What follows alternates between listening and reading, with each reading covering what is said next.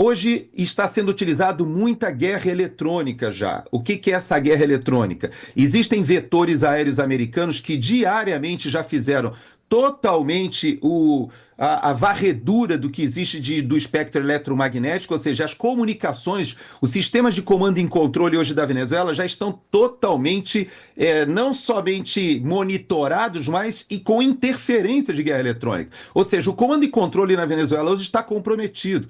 Existe uma série de questões que estão acontecendo interna na Venezuela que não passam para a gente. A questão econômica é óbvia. Por quê? Porque você tem a produção, se você não consegue escoar, você tem que diminuir a produção. Isso tem um reflexo em cadeia que vai acontecendo. Primeiro aconteceu, obviamente, na Colômbia, com a questão da cocaína. A gente não tem falado muito sobre isso, mas grande parte dos barcos interceptados são no Pacífico e eles não saem da Venezuela, eles saem da Colômbia, mas o que passa pela Venezuela com direção à Europa e com direção aos Estados Unidos também está sendo travado. E eu vi um comentário que você fez junto com o Ivan, no sentido de para que uma força naval tão grande colocar ali um porta-aviões?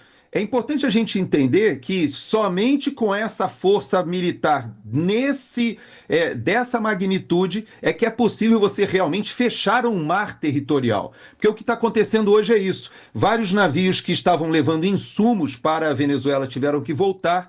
Petroleiros não quiseram se arriscar, inclusive houve um, agora há poucos dias, que saiu da Venezuela e deu meia volta, porque havia a possibilidade dele ser interceptado. Para você fazer um bloqueio naval dessa magnitude, você precisa de muitos meios, não somente meios navais, mas meios aéreos, meios de inteligência, e essa concentração continua acontecendo. A base de Porto Rico, agora nós temos Trinidad e Tobago, tem vários países que estão recebendo tropas americanas. Então o processo, eu posso dizer, Borgo, que ele não terminou, pelo contrário, o que a gente vê é uma escalada que está acontecendo tanto no campo militar, no campo econômico e no campo político. Veja que há uma pressão para a troca do secretário-geral das Nações Unidas, há uma pressão dos Estados Unidos, inclusive amealhando apoio político na própria América do Sul. Os países da América do Sul hoje já estão endossando uma ação, uma intervenção militar. Então não é somente o Congresso aqui dos Estados Unidos dar a carta branca ao presidente Trump,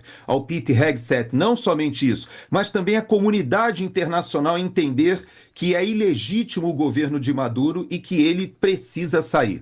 Há um contato dele já com os russos, que vai além da questão só do apoio político. Existe a possibilidade do Maduro e da cúpula, existe a possibilidade, inclusive, nas negociações, de que o Brasil seja utilizado, inclusive meios militares aéreos do Brasil serem utilizados, seja com a nossa Força Aérea no que diz respeito a transporte, mas principalmente como uma saída ou uma rota de saída para a Rússia ou para outro país.